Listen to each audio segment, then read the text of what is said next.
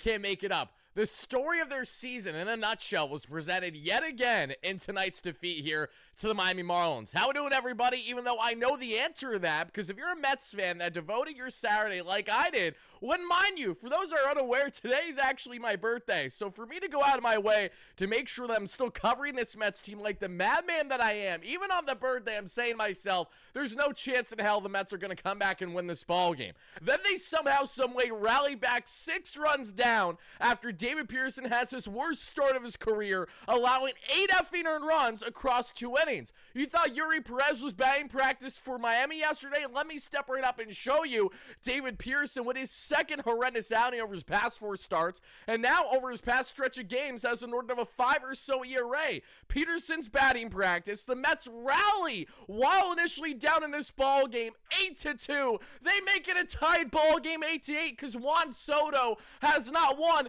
but 2 huge home runs in this ball game, finally showing the clutch gene, finally stepping up, and finally having that never say die mentality.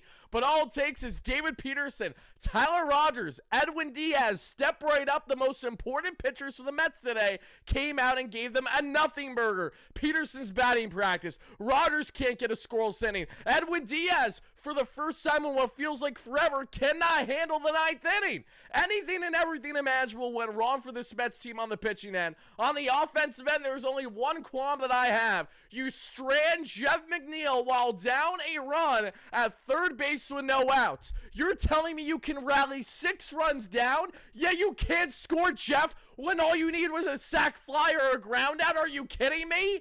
Was that so hard to ask for? But apparently it was, everybody. So step right up and meet the Mets. Happy birthday to the schmuck that is me. But in all seriousness, we have ourselves a ball game to break down. Hit that like and subscribe button on your way. And everybody, we got a lot to get into in this one. Our latest Mets post-game show presented by our amazing sponsors at SeatGeek that have you covered for all of your ticketing needs. Make sure you guys utilize our promo code WARDY10. That way you too get 10% off your next ticket purchase, as well as our great friends at Moomoo, the official trading platform of the New York Mets. But we will get into them later on in this one. We got John Jedi. Thank you so much for the donation. I appreciate that. Wish you didn't crap the bed. You and I both, my guy. You and I both. I'm just looking forward. I'm going to have a nice little birthday dinner and night out after this one. So my day is not over yet, but the Mets did everything in their power to give me the biggest blue balls imaginable. Pardon my French, kiddos, earmuffs, but I got to be blunt here. How many times are we going to get teased when the Mets are down 4, 5, let alone 6 runs? They rally back and they still lose the effing ball game. This had so much shades of what we saw in the Mets when they rallied down, when they were initially down 5 runs over the past couple weeks. And remember, they still lost that game. Wasn't it the San Francisco Giants, if I'm not mistaken, that the Mets still lost 7-5 in the end when they rallied back? Maybe it was someone else. It was over the past couple weeks. I know that for a fact. But every game kind of blends in where the Mets continue to find ways to lose, even on a day where they score not 1, not 2, not 3, not 4, not 5, not 6, not 7, but oh wait, it's 8! Are you kidding me? 8 runs is not enough for this Mets team to at least win a series against the Miami Marlins. Now the Mets have to settle for, at best, a series split against the Marlins after you swept the Phillies. And the Phillies are likely going to win today. The Reds are likely going to win today. The Mets are going to lose a full game ground and playoff standing, that we know. And they have themselves to blame. This Mets team doesn't know consistency if it smacked them across the face. The story of their season, the demise of their season at this point, was continued and right before our very eyes in tonight's loss to Miami. So again, I hate this. Trust me when I say I hate acting and feeling this way after the Mets gave us so many reasons to be excited not even 24 hours ago with Jonathan Dazzling in his debut, and the Mets putting up 19 runs, the most runs ever in a home game in their team history. But again, that was yesterday. Here's today. We have the short-term reaction, as we always do, and the short-term reaction is I'm disgusted that the Mets rallied back just to fall short in this fashion today. An excusable loss, a continuation of the Mets losing ball games they're supposed to win. If I told you guys the statistic right now of the amount of games the Mets have lost this season with at least 4 or 5 runs scored, you would throw up. So I'm not even going to bother, but I know it's horrendous. It has to be. John with the $5 haul says, throw this whole pitching staff away. There's seriously no way they're this bad. They aren't this bad, and that's the most frustrating aspect of this. And again, guys, thank you all so much for the birthday wishes. I really do appreciate that. You guys are the reason why my day will be a little bit better, because I can at least rant, vent, let a little steam off with my amazing Mets fans here in the community. John with the $2 holla. How are the Mets so good yet so bad? It's ridiculous. This same Mets team that, again, has the best team batting average far and away in baseball since the beginning of August, today steps up yet again, but can't score McNeil with a standing triple at third with no outs. How is that happening? Genuinely speaking, how do you allow that to happen? How in God's name do you somehow, some way not get a single ground out, a sac fly? There were so many. You could have even squeezed them with the bunt if you really got desperate. And even then, it still wasn't enough.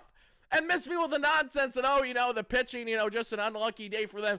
There was nothing about luck. David Peterson was dog water. And you know how much that pains me to say? When if it wasn't for Noel McLean and now Jonathan, the Mets have had no stability in their rotation all season long.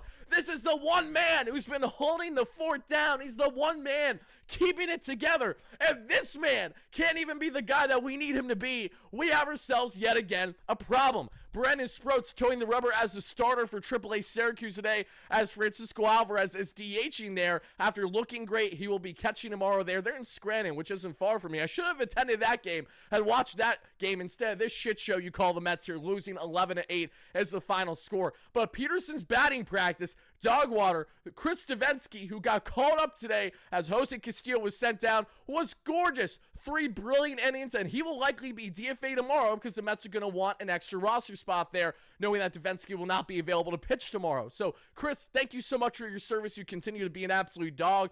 Brooks Raley has only allowed a run in 1 outing out of 16 outings or so this year. Tyler Rogers, another underwhelming outing. I like Rogers a lot. I want him back with this Mets team, but this needs to stop. He's way too inconsistent right now. Not Ryan Helsley inconsistent, but still inconsistent nonetheless. Gregory Soto held the fort down. We'll talk more about him, but Edwin Diaz, again, Edwin can't get out of his own mess. He gives up a leadoff double. What do you think's going to happen? Of course that run comes in to score. On the offensive end, this is how the ball game ended for this Mets team that we're going to break down in a second. Another day where Marky V, Swaggy V, Daddy V, whatever you want to call it, Mark Vientos steps up at the plate. A towering 3-run shot to put the Mets within 3. One down at that point in the ball game, 8-5. Then it's Juan Soto, the one and only Juan Soto. Juan Soto with one of his best games ever as a New York Mets at this point.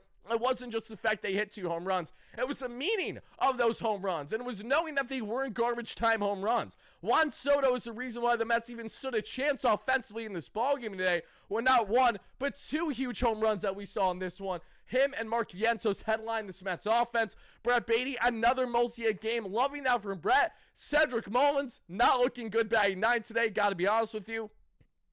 Did not like at all what I saw from Cedric Mullins today. Hayden Senger came in, did his job, got on there with that single that we saw in the 9th inning. But when you look top to bottom, Brandon Nimmo looking solid, right? Alonso, a multi-hit game, but also not looking great with the strikeouts later on this ball game. Lindor, again, a productive day that we saw with the home run after the Mets were initially down 5. But here's the thing, everybody. Even when you rally back from 6 runs, the odds of this Mets team winning a ball game when they're already down 5 runs in the first inning is far easier said than done. Listen, the Mets were up 5-zip on Miami yesterday. It's fitting in a very Metsian fashion that you fast forward not even 24 hours later and they find themselves losing 5-0 within the first inning or so of the ball game. Sometimes you just can't make it up. This Mets team, again, does not know consistency if it smacked them across the face, and we're going to break this down at great length, everything that's going wrong with them. Scout with the $5 holla, happy birthday. Thank you so much. I appreciate that. It's going to get better. I know it will get better. Not only you guys being amazing supporters, but also I'm going to enjoy my evening once we're done here. I got 2 different reservations dinner-wise, and they're like in completely different directions. I'm going to last minute cancel one. They're probably not going to love it, but I'm not going to get charged with anything, so we're going to roll with the punches there. Scott with the $5 holla, thank you so much. Soto is heating up. This is all Peterson.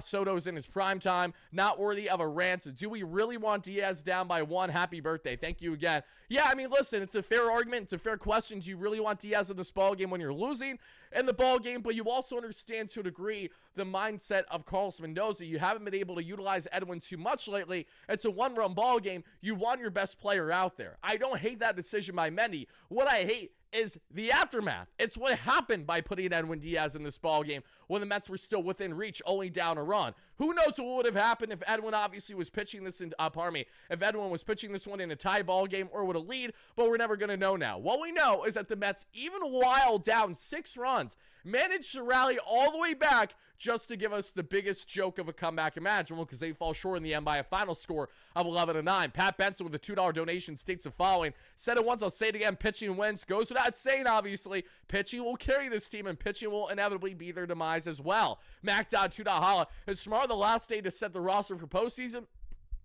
As we get into September is when the rosters are going to expand. So yes, as we get into Monday, that's when rosters are going to expand, and then we're going to go on from there. So we will see the rosters expand for the Mets as they expand in the 6-man rotation, and we will see a lot going on with the waiver wire as well, as we know teams are going to be cutting bait with some players, not wanting to deal with them and their expiring contracts when they're not going anywhere this year, maybe not even close to contending for playoffs. So yes, there's going to be a lot of traction that we're going to see in the coming days as teams' rosters expand and teams get set to gear up for their postseason roster. But when we talk about postseason, nothing is a lock with this Mets team. Are they in solid standing right now? Yes, but nothing is still a lock, because as we currently take a look at the wild card, the Mets are only 4.5 games up on the Cincinnati Reds, but should the Reds win today, which it appears that they're going to at this current rate, unless they won already, let me check and look at these scores along with every single one of you.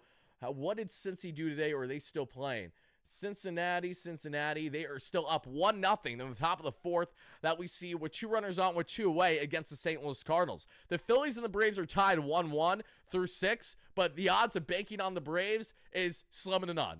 Banking on the Atlanta Braves to be competent at all, let alone helping the Mets in standing and Philadelphia against the Phillies, I got a bridge to sell you. It just more than likely is not going to happen. So I'm expecting another Phillies win, and the Phillies will go back up another game or so on this Mets team, and the Reds potentially will add a game on the Mets unless they somehow, some way drop this one to the Cardinals the way that they did 7-5 in extra innings just a night ago. Again, thank you guys for the birthday wishes. I really appreciate that. Billy, thank you for the donation. Thank you so much for that, guys. Jersey, how we doing? Eric Douglas, great member. Matthew G, how we doing? Rocket Man, Goomba, Alex, 77, Lillian, and Fonte, how we doing? I'm butchering this right now. Kate Turub, thank you so much for being in here. Leo, how we doing? Range, how we doing? William, how we doing? We got Dan Dodio, great member, how we doing? Madeline, how are you? Thank you so much for chiming in. Ray, how are you? All you guys chiming in live on a replay, thank you so much for taking the time. Like I said, guys, I really do appreciate it. But let's waste no time. Let's get into breaking down what was honestly, and again, pardon my French, kiddos, one more time for the people in the back, a shit show of a loss for this Mets team. Were there positives? Absolutely. No doubt about it. But in that same breath, you can say to yourself that positives will only take you so far when you still can't win the ball game. Bench up, Mauricio down. That isn't going to happen this soon. The Mets are not going to go to the lengths to call up Carson Bench when they have Jesse Winker and Jose Siri working their way back in rehab. Love Carson Bench. Cannot wait to see him compete for a roster spot in spring training, but the odds of it happening sooner are slim to none right now, I would say as well. Love Benjo. Thank you so much. All right, guys, we got John with the $2 holla. Send any birthday donation to Wardy today. Oh, you guys are too kind. Seriously, you don't need to do that, but I do really appreciate it. Thank you.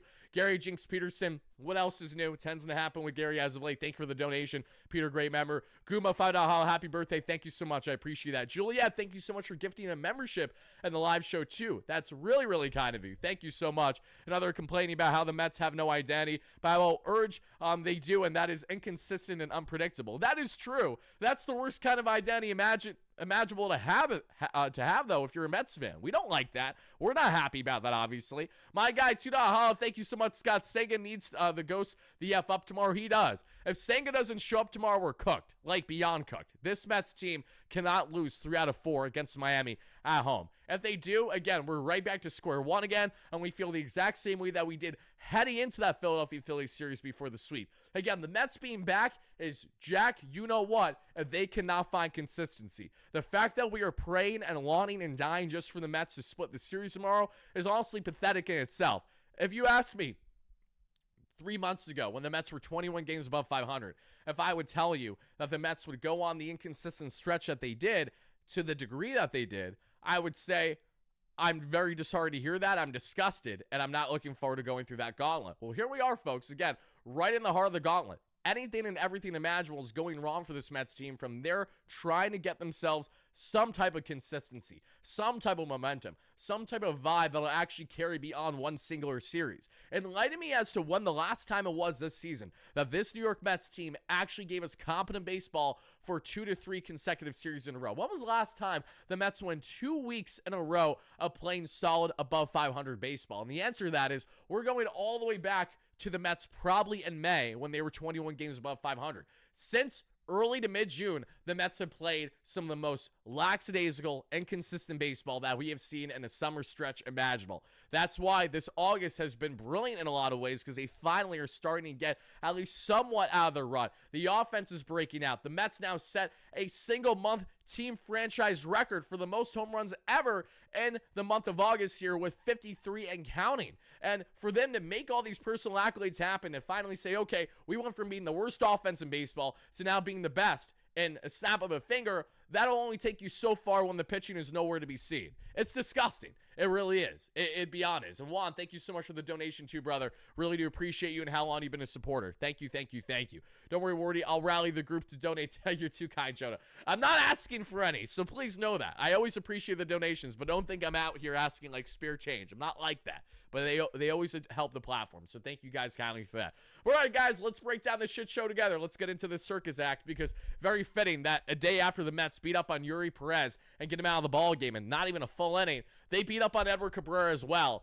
Fantastic job on beating up on Edward Cabrera, and it still somehow, some way isn't enough. And like you say, and that goes on Mendy. Yeah, I mean, it does go on Mendy to a degree when you look at the lack of consistency. Mendy is obviously the first guy that you blame when things go wrong, but he's also not the factor behind everything as well. But in the case of today, you do have to wonder, say to yourself, what about Mendoza? Was he not able to get right with his pitching staff? And how much did he have his hands on it, things, if at all? Again, I'm not going to put a lot of blame on Mendy today, but there have been games, as we know, that Mendoza has really factored the Mets losing based on poor bullpen decisions or maybe not liking the lineup configuration. Again, like anything else, it's the ebbs and flows of a 162 in baseball. Thank you guys again, as always. So let's get into this one to begin the ball game. It's back-to-back singles right away for Miami, and then in a snap of a finger, it's a 1-0 Miami Marlins lead. As you would see upon review, it would be upheld after what they initially thought was going to be a home run is in fact a double there that we would see for Roberto Hernandez, his 8th double of the year there, and that makes it a 1-0 Miami Marlins lead there that gets over Cedric Mullins. We would see it continue, and it becomes 3-0 as the ball just goes over the head of Juan Soto deep to right there, right by the wall, and Wagman rips his 23rd double of the year to make it a 3-0 Miami Marlins lead. After it's 3-0 Miami, Connor Norman gets on with a walk, and then Joey Weimer rips himself a double over the head of Brandon Nimmo that he should have had from the start. I don't know what in hell Brandon Nimmo was doing there in left field. This is yet another boneheaded play by Brandon that we've seen over the past 3 games now. Mind you, everybody, the Mets were not charged with technically an error today, but that was close, especially when you bear in mind, entering today's game, the Mets gave up a whopping 8 runs in this series already. Unearned. Unearned! You heard that correctly. The Mets gave up 5 unearned runs in game 1. They gave up 3 unearned runs yesterday in game 2 in their 19-9 victory. And they were well on their way to potentially doing more today if it wasn't for the pitching in general being the star of the show by being absolutely horrendous. Thank you so much, Scott, with the $5 holla. Peterson's mentally weak when he didn't make the easy double play he just taked. He really did. And not only did he crumble there, but we're starting to see now Peterson, who has very underwhelming expected advance numbers, who's really bested them over the past year and a half now, is finally starting to expose itself for what it is. Very frustrating. Could not come at a worse time for this Mets team. In the bottom of the first, Francisco Lindor, we see a bomb, 26th home run of the year, hit by a pitch by Soto, and as we continue on, nothing else happens. Atlanta tied, and the Cards take the lead. That's good. I know about Atlanta tying, but the Cardinals just taking the lead 2-1 is encouraging. I'll gladly take that at least. We'll take those slim pickings of a victory for what it is. Thank you so much for that, John. Appreciate the donation. As we continue on, in the bottom of the second, everybody, Beatty gets on with a single. Mullins would reach on a fielding error, and then we would see Mullins go on to steal his 20th bag of the year there, and Beatty would score thanks to the throwing error by Ramirez at catcher, trying to get the runner out there at second. So it's a 5-2 Metropolitan deficit, but they're only down by 3. As we continue on the ball game, Wagner with a walk, Norby with a walk, Marcy with a single, 6-2. Why? Because David Peters again cannot command the strike zone to save his life. Afterwards, it would become 7-2 there that we would see upon review there, and it would be upheld. Weimer with a single on that fly ball to Juan Soto. That would make it a 7-2 ball game in this one, and then we would see it become 8-2 because it's a double play ball. But again, this is where the Mets have a bit of a blunder. That double play ball is not enough there, and the runner would still come in to score. 8-2. Mets are down by 6 through the first 3 innings. Disgusting. As we head the bottom of the third, Juan Soto with a walk and his 24th stolen bag of the year, his first of 2 stolen bags today. Soto's been brilliant with the base running. He was far from the problem today, obviously. Nimmo with his 25th double of the year there puts the runners in scoring position at second and third, less than 2 out. Setting the stage for Mark Vientos, the Swaggy V, Daddy V says, let's rip Oppo. His 15th home run of the year right over the Cadillac Club there in right field. That makes it a 3-run deficit again for this Mets team, but that home run sparked a jolt. That really is what, pardon me, Wardy, stop calling you John. Oh, I'm so sorry, Jonah. I don't know why. You know what? There's a reason why I'm calling you John, and it's because when you donate in my software, it cuts off after the first 3 letters of your name. That's why I might be inaccurate when I say some people's names. Please don't take it personally. Yes, Jonah, I apologize. See, when you comment normally without the donation, I see your name in full, Jonah2988. But without, it just says John ... So that's on me. I apologize. And I'm a schmuck for that because you've been kind and donating this whole time. I'm calling you the wrong name. I'm an ass for that. I'm so sorry. That's kind of funny. But again, I apologize for it. Oscar, thank you so much for the donation. Pat, same to you. Thank you so much. Scott, thank you for the well wishes. I really do appreciate that. I'm going to get to all of them here in just a second, everybody, because we all agree when Vientos hit that home run, that was that first sign of life jolted into this Mets offense. You knew that when that Vientos home run happened, the Mets may F around and actually rally back today. Will they rally back fully, however? That's a different discussion, because Beatty would get on with a 2-out single. Why? Because Brett the Hitman is a dog. Say what you will about Brett Beatty, guys. This man has been consistent. While a lot of other things have not been consistent about this Mets club, Brett Beatty most certainly has over the past calendar month and a half now. Beatty would then steal his 7th bag of the year, but not enough, as Terens would be called out on strikes to end the inning. After a 1-2-3-4 there that we saw for the Mets and David Pearson, pardon me, not David Pearson, what am I saying? Because Pearson was out of the ball game after the first 2 innings. If it wasn't for Chris Davinsky holding the fort down, going 3 gorgeous scoreless innings for this Mets team, it would have been a complete blowout where the Mets stood no chance of rallying back before the game even really started. Because as we got to the bottom of the 4th, everybody, Juan Soto with his 34th home run of the year there. That would be a solo shot, but that puts the Mets within 2. Soto's 34th bomb, loving to see it. Alonso with a single, but Nimmo grounds out to end the inning. Then a half inning later, Marcy gets on with a walk. He would steal a bag, and that will do it. Chris Davinsky is through the 5th without a problem. In the bottom of the 5th inning, here comes Edward Cabrera's out of the ball game because the Mets did a good job early on there that we saw there to a degree against that beating Cabrera. Beating up on him, scoring those runs is nice. Beatty then on with a 1-out walk, but that's all she wrote for the inning. In the top of the 6th, Brooks Raley comes in, 1-2-3 with 2 strikeouts. Why? Because Brooks Raley is your mother's, your grandmother's, your father's, your grandfather's, and your cousin's favorite Mets reliever. Why? Because he's a bulldog. That's why. In the bottom of the 6th, Cedric Mullins gets on with a leadoff walk. After that, we would see Juan Soto with 1 away, blast one, and it would be a liner of a home run that just gets out there so fast off the bat.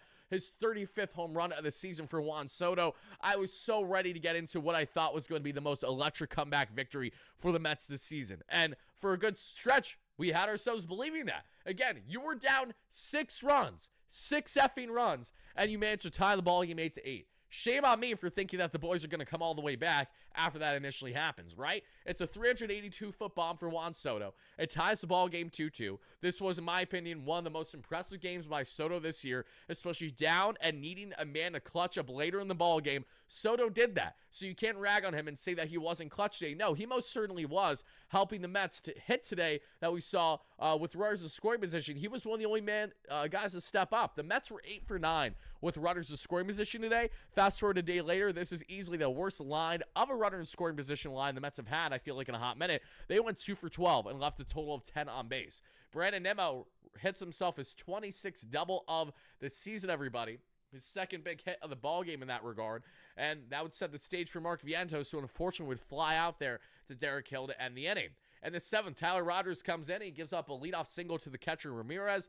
Then we would see Wagaman with a 1-out single. He's had a really good game against the Mets. And Connor Norby with a sac fly makes it a 9-8 Miami Marlins lead. Again, Tyler Rogers, not horrendous, but not nearly good enough. We needed a scoreless inning there from Tyler, and he was not able to produce it. As we get to the bottom of the 7th, Jeff McNeil with a leadoff triple. And this is my biggest qualm far and away with the Mets offense today. I can't nitpick too much about the lack of hitting with runners in scoring position, with the exception of this.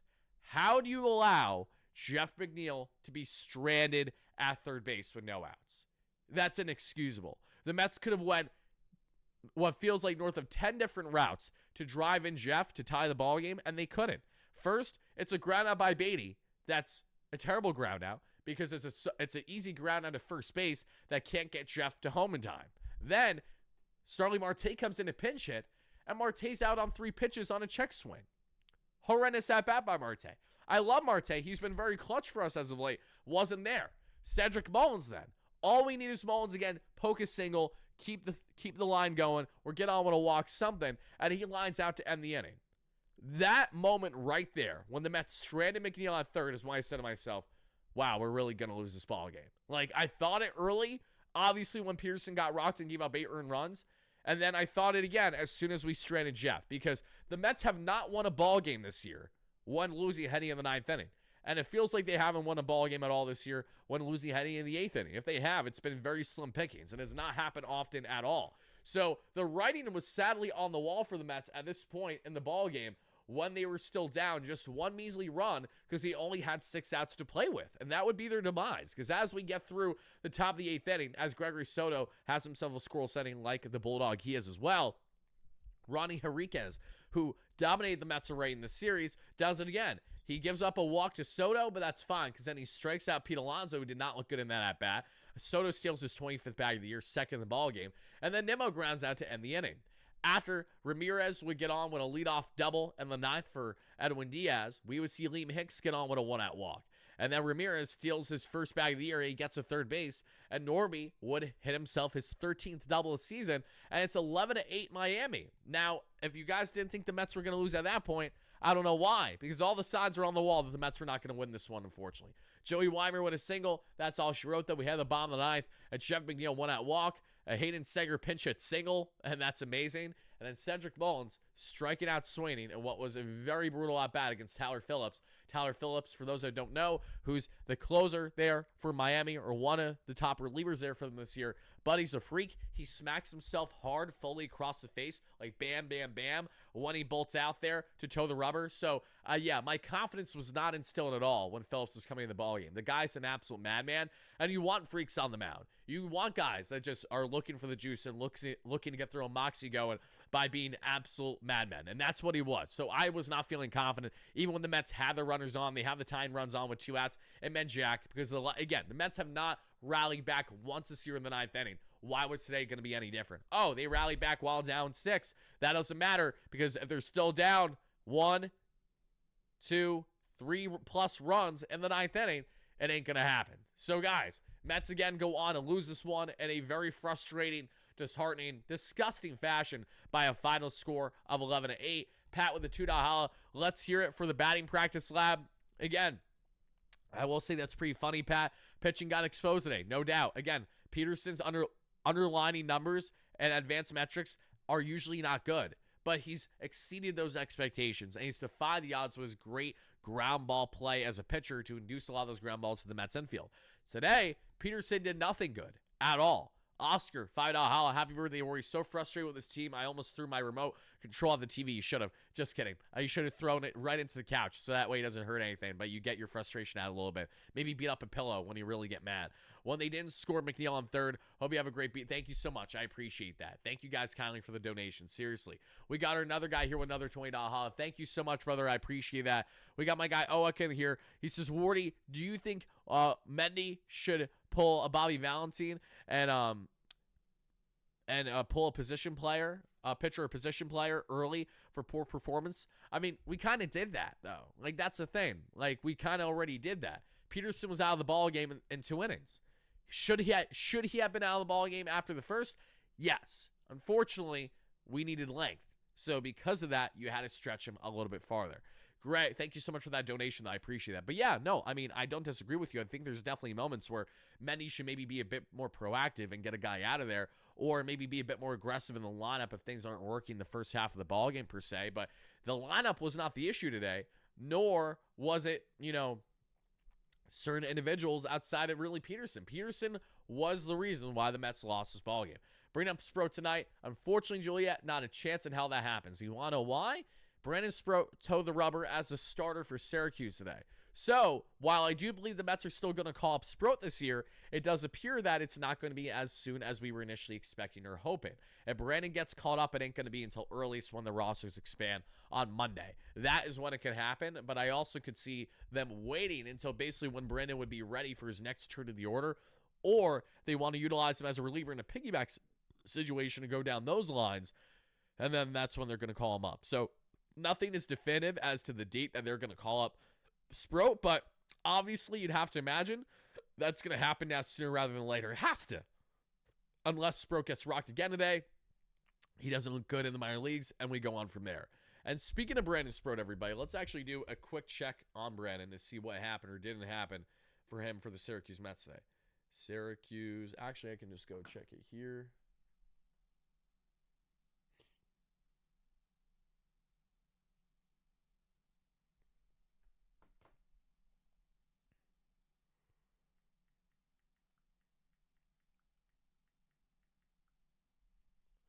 All right, guys, Syracuse Mets.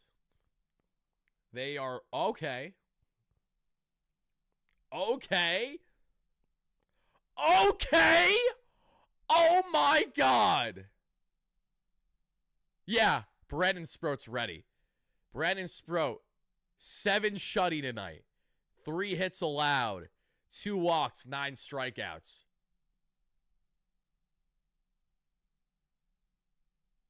Against the New York Yankee Rail Riders, mind you.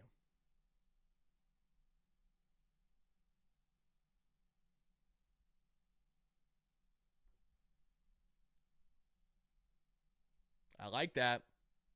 I like that a lot. That's great news. For him to do that after getting that little reliever outing too is really impressive. Wow. Okay. That's a plus. That's a plus. We'll take that. Brandon Sproat today. Anything and everything that you could ask for today. Okay. There we go. That's great news.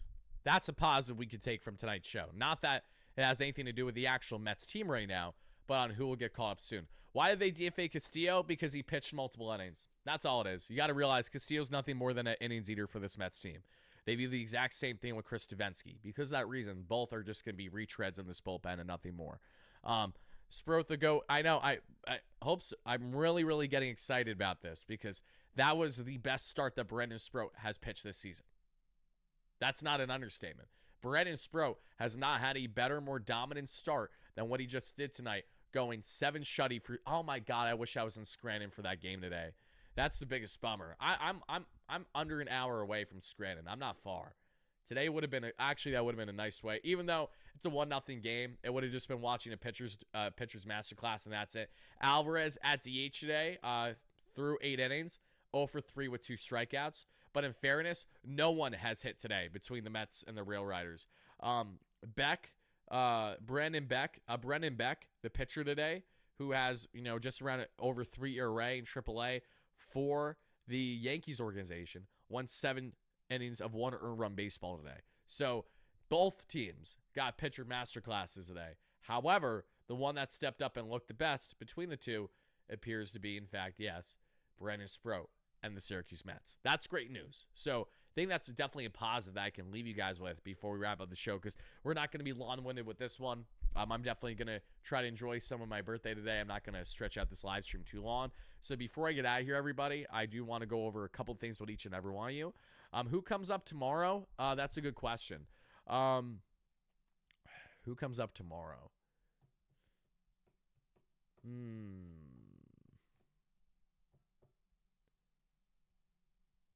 Feel like, can they call up Kevin Herget or not yet? Because he's still looming after being DFA'd. I'm trying to think of a of like an immediate arm, because I don't think they're going to call up like Dylan Ross yet.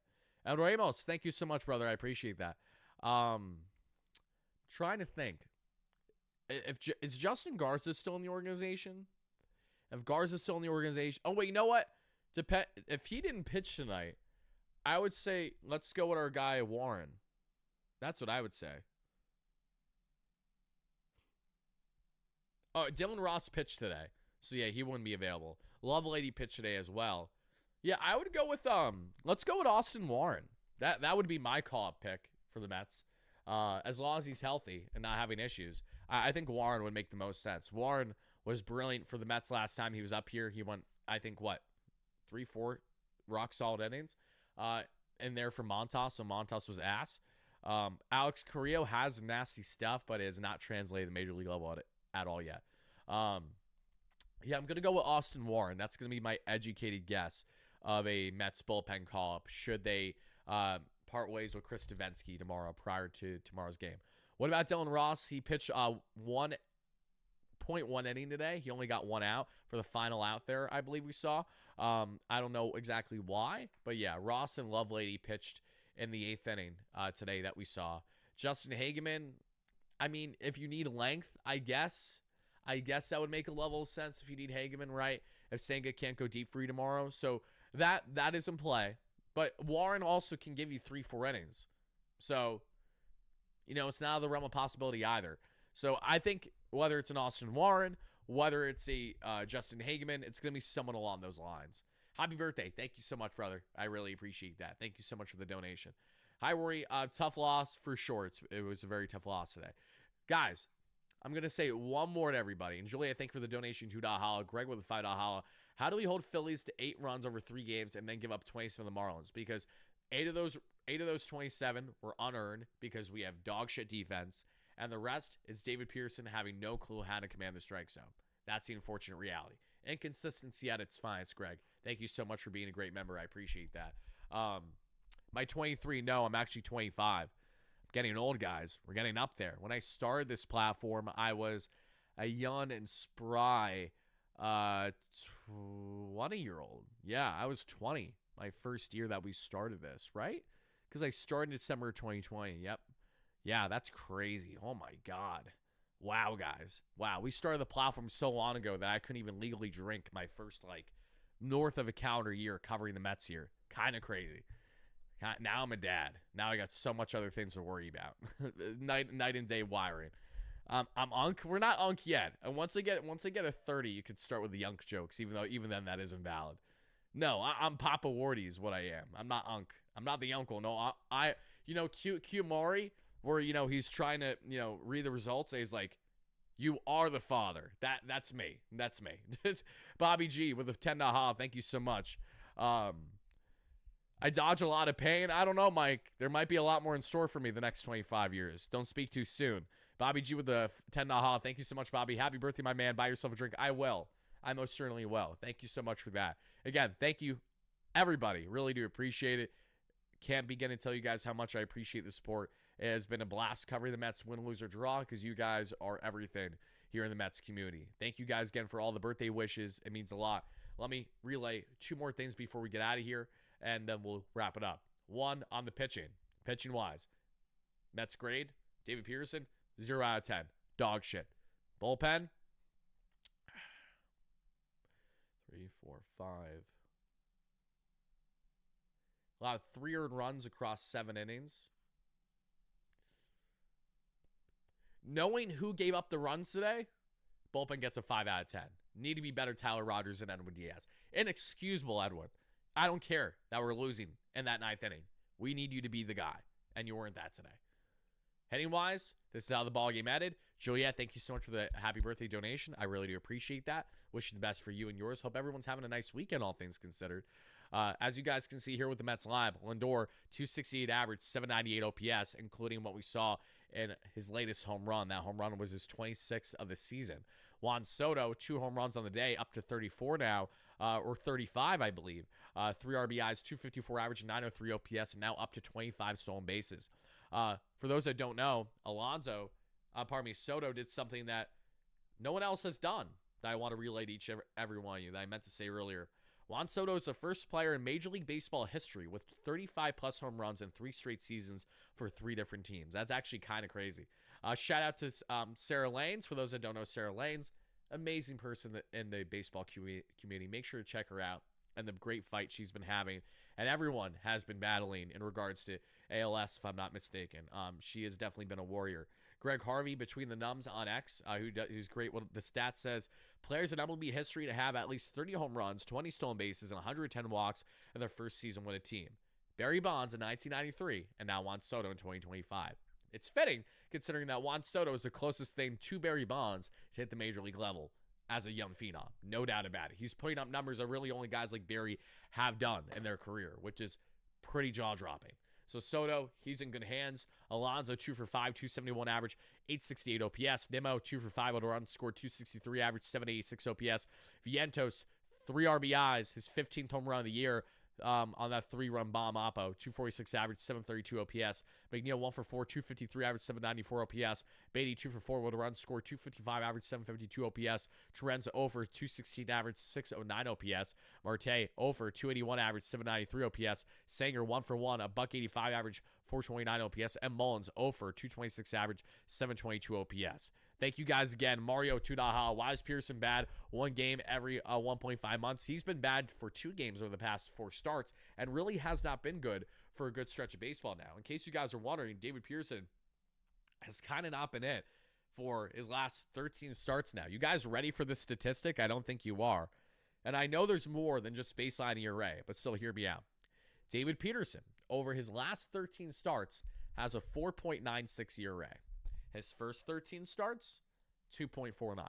So, yeah, Peterson has definitely been going through it in the second half of the season. He has not been that same pitcher. Sean, happy birthday. Thanks so much. Sorry we couldn't have one for you, but I have a good feeling about this road trip. I hope you're right, my guy. I really hope you're right, because the Mets have been dog water on the road this year. They're north of 10 games below 500 on the road this year. So if the Mets F around and have a big road trip when you're in Cincy, when you're in Philadelphia, all the teams that you need to go ahead and beat, I'll have to see you to believe it, most certainly. But thank you so much again for that. Thank you guys again for the kind words. I'm going to get out of here now. I'm going to try to enjoy the rest of my evening. I hope you guys do the same. So please make sure to hit that like and subscribe on your way out. It's greatly appreciated. Thank you once more to everyone who went out of your way with the birthday wishes, and especially with those donations. It means a lot, especially on the night where the Mets do not show up after they rally back from 6 runs down. I'll see you guys all tomorrow. Until then, have a tremendous rest of your night, day, evening, whenever you're watching this. And this is your guy, Wardy, signing out. As always, no matter what, Mets fans,